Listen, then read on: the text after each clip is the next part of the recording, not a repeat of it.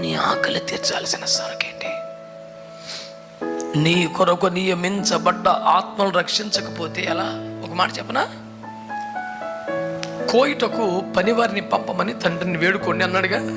కోత విస్తారం ఉందన్నాడుగా. పనివారు రాకపోతే ఏమవుద్ది? కోత పంట నేలపాలైపోద్ది.